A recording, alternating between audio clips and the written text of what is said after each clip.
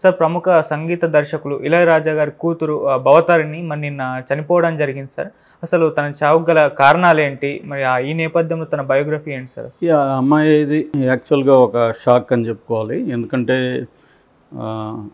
ఇళయరాజాకి 3 పిల్లలు, యువన్ శంకర్ రాజా, కార్తిక్ రాజా, ఈ అమ్మాయి భవతారిణి ఈ అమ్మాయి పేరు. సో ఈ అమ్మాయికి 47 ఏళ్ళు సడన్గా చనిపోవడం అనేది ఒక షాక్ లాగా తగిలింది. బట్ ఈ అమ్మాయి 1 మంత్ నుంచి కూడా కొంత అనారోగ్యంతో బాధపడుతుంది. ముఖ్యంగా ఆమెకి గాల్ బ్లాడర్లో రాళ్ళు వచ్చాయని చెప్తున్నారు. దాన్ని చూపించడానికి హాస్పిటల్కి తీసుకెళ్ళి టెస్టులు చేస్తే ఈ అమ్మాయికి క్యాన్సర్ అనేది తెలిసింది. అది కూడా అడ్వాన్స్ స్టేజ్, 4th స్టేజ్లో క్యాన్సర్ బయటపడింది. అంటే కొన్ని రకాల క్యాన్సర్లు అడ్వాన్స్ స్టేజ్లోనే బయటపడతాయి. సో అలాగే ఈ అమ్మాయికి అలాగా బయటపడింది. దాని తర్వాత అలోపతిలో ఏమీ లాభం లేదని చెప్పేశారు. అడ్వాన్స్ స్టేజ్ కాబట్టి మేము సేవ్ చేయలేమని హాస్పిటల్లో చెప్పేస్తే ఆయుర్వేదంలో ట్రై చేద్దామని ఆయుర్వేదం అండ్ నేచురోపతి శ్రీలంకలో ఒక బెస్ట్ది ఉందని చెప్పి అక్కడికి అమ్మాయిని తీసుకెళ్లారు. సో తీసుకెళ్ళి జాయిన్ చేశారు. ఇళయరాజా కూడా అక్కడ 28 రేపు ఎల్లుండి ఆయనకి అక్కడ కాన్సర్ట్ ఉందన్నమాట శ్రీలంకలో. దానికోసం ఆయన కూడా అక్కడే ఉన్నారు. కూతుర్ని చూసుకుంటూ ఆయన కాన్సర్ట్కి ప్రిపేర్ అవుతున్నారు. సడన్గా నిన్న ఈవినింగ్ 5:20కి ఆ అమ్మాయి చనిపోయింది. సో సఫకేషన్తో చనిపోయింది, ఊపిరాడక అని చెప్పారు. సో ఏదేమైనా ఇది తమిళ ఇండస్ట్రీకి ప్రధానంగా షాక్ అని చెప్పుకోవచ్చు. మనకు కూడా ఇళయరాజా అంటే మన హౌస్ హోల్డ్ నేమ్ కదా, అంటే అందరికి కూడా ఇళయరాజా హౌస్ హోల్డ్ నేమ్ అయిపోయారు.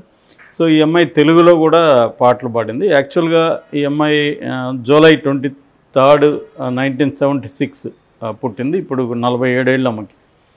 సో మామూలుగా వాళ్ళ ఇంట్లో అందరూ కూడా సంగీత విద్వాంసులు అని చెప్పుకోవచ్చు. ఇళయరాజా కావచ్చు, వాళ్ళ బ్రదర్ గంగయ్య అమరన్ కావచ్చు, వాళ్ళ అబ్బాయిలు ఇద్దరు యువన్ శంకర్ రాజా, కార్తిక్ రాజా. ముఖ్యంగా యువన్ శంకర్ రాజా చాలా పెద్ద హిట్ అయ్యాడు. అట్లా కార్తిక్ రాజా కూడా పర్వాలేదు. దాని తర్వాత ఈ అమ్మాయి కూడా సహజంగానే ముందు పాటల్లోకి వచ్చింది.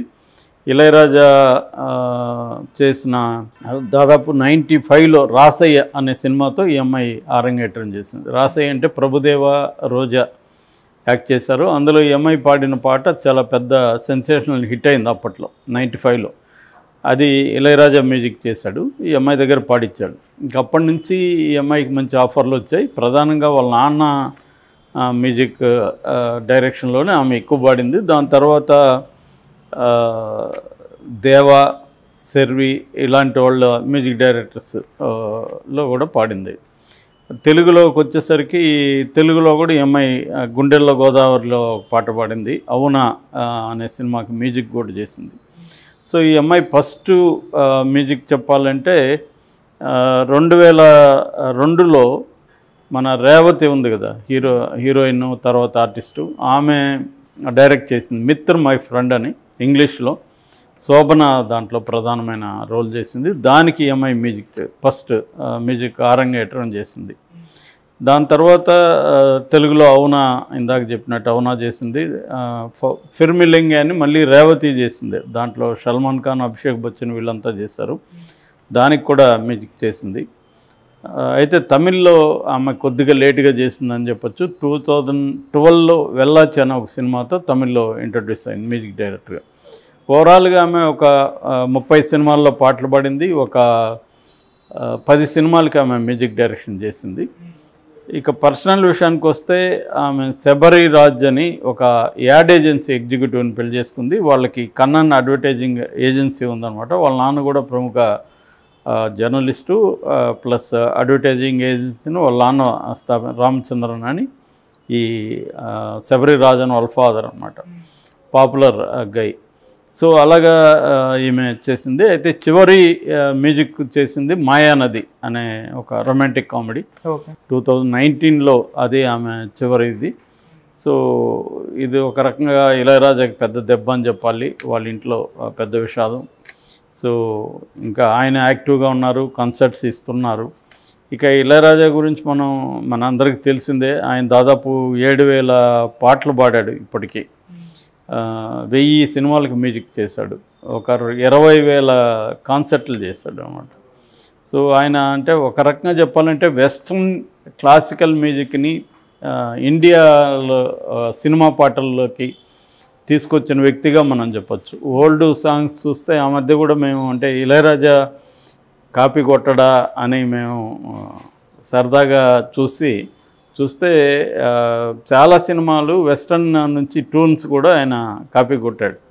కాకపోతే దానికి ఆయన ఇండియన్ నేటివిటీలోకి తీసుకొస్తాడనమాట. అది ఆయన బలం. ఆయన ఇప్పుడు మనకి ఏఆర్ రెహమాన్ వచ్చేసరికేమో ఫ్యూజన్ మ్యూజిక్ ఏఆర్ రెహమాన్ది. ఇళయరాజాది నేటివిటీ, ప్రధానంగా తమిళ నేటివిటీ, తమిళ గ్రామాల్లో ఉండే ఇన్స్ట్రుమెంట్స్, ఆల్రెడీ ఫోక్ ఇన్స్ట్రుమెంట్స్. ఎందుకంటే ఆయన కూడా అట్టడుగు వర్గం నుంచి వచ్చిన వ్యక్తి. చిన్నప్పుడు ఆ ఊర్లో భజన పాటలు పాడుకుంటూ అలా వచ్చిన వ్యక్తి కాబట్టి ఆ ఫోక్ ట్రెడిషన్ ఆయనకు బాగా తెలుసు అనమాట. సో వెస్ట్రన్ క్లాసికల్ని, వెస్ట్రన్ మ్యూజిక్ని ఫోక్లోకి ఆయన ఒక రకంగా తీసుకొచ్చిన వ్యక్తిగా చెప్పుకోవచ్చు. అందుకని మనకి పాత సినిమాలు చూస్తుంటే నిజానికి సినిమాలు పెద్ద క్వాలిటీ ఏమి కనబడవు. అంటే ఇన్ టర్మ్స్ ఆఫ్ సినిమాటోగ్రఫిక్ మార్వలెన్స్ అదేమి ఉండదు తమిళ సినిమాలు చూస్తే. కానీ ఈ మ్యూజిక్ విపరీతంగా ఎలివేట్ చేస్తుంది. అట్లాగే బ్యాక్గ్రౌండ్ స్కోర్ కూడా ఇప్పటికి కూడా ఇళయరాజాని మించిన బ్యాక్గ్రౌండ్ స్కోర్ ఇచ్చేవాళ్ళు లేరు. అంత బాగా ఆయన అంటే మామూలుగా అయితే బ్యాక్గ్రౌండ్ స్కోర్ ఏం చేస్తుందంటే ఎమోషన్స్ని అండర్లైన్ చేస్తూ ఉంటుంది మనకిచ్చేది. ఆల్రెడీ ఆడ ఏడుస్తుంటే బ్యాక్గ్రౌండ్ స్కోర్ ఇంకా ఎక్కువ ఏడుస్తుంది, నవ్వుతుంటే ఇది ఎక్కువ నవ్వుతుంది. కానీ ఇళయరాజా ఇంటర్ప్రెట్ చేస్తాడు అనమాట, ఆ ఎమోషన్ని ఇంటర్ప్రెట్ చేస్తాడు. ఫర్ ఎగ్జాంపుల్ శివాలో రామ్ గోపాల్ చాలాసార్లు చెప్పాడు, ఆ శివాలో చైన్ ఉంది కదా, చైన్ సీన్ పాపులర్ది. అది ఫైట్, అది యాక్చువల్గా థ్రిల్లర్ సీన్. అది అంటే ఒక యాక్షన్ సీను. మామూలుగా ఎవరైనా ఆ యాక్షన్ ఎలివేట్ చేసేటివి చేస్తాడు. ఈయన దాంట్లో ఒక చిన్న ట్రాజిక్ బిట్ వదిలాడు. అది రామ్ గోపాల్ అడిగాడు, ఇది ఏంది యాక్షన్ సీన్లో మీరు ట్రాజిక్ ఇది చేస్తున్నారు ఎందుకని అడిగితే, Ilaiyaraaja they are supposed to come, they are supposed to study. ఈ కాలేజీలో వాళ్ళు చదువుకోవడానికి వచ్చారు, దాని బదులు వాళ్ళు కొట్లాడుకుంటున్నారు, ఇది ట్రాజిడీనే కదా అన్నాడు అంటాడు. సో ఈ స్థాయి ఆలోచిస్తారన్నమాట. రామ్ గోపాల్ కూడా షాక్ అయ్యాడంట, అరే ఎంత బాగా చేశాడు ఈయన. నిజం కదా, అంటే ఒక మనకు అదంతా అర్థం కాకపోవచ్చు ఆడియన్స్కి, కానీ ఎక్కడో ఒక లోపల ఒక చిన్న మనకు ఆ ఫీల్ వస్తుంది అన్నమాట. సో ఈ కైండ్ ఆఫ్ ఇళయరాజాకి ఒక ఇది ఉంది. ఆయనకి ఇంకా అవార్డులు చెప్పనవసరం లేదు. ఇప్పటికి కూడా ఆయన యాక్టివ్గా కాన్సర్ట్లో చేస్తున్నాడు. ఆయనకి సజ్ఞాని అనే ఒక బిరుదు కూడా ఉంది. సజ్ఞాని అంటే సంగీత జ్ఞాని. సో ఈ అమ్మాయికి కూడా నేషనల్ అవార్డు కూడా వచ్చింది ఒకసారి. మైల్ పోలే పొన్ను అని, మైల్ పోల పొన్ను ఒన్ను అనే ఒక పాట అనమాట. మన భారతీయార్ ఉన్నాడు తమిళ్లో, ఆ భారతీయార్ వచ్చి తమిళ జాతీయ కవుల్లో ఒకడనమాట. ఆ భారతీయార్ మీద సినిమా, దాంట్లో మైల్ పోల పొన్ను అంటే నెమలి వంటి అమ్మాయి అనమాట. ఆ పాట పాడిన దానికి బెస్ట్ ఫిమేల్ సింగర్గా ఈమెకి అవార్డు వచ్చింది, నేషనల్ అవార్డు వచ్చింది.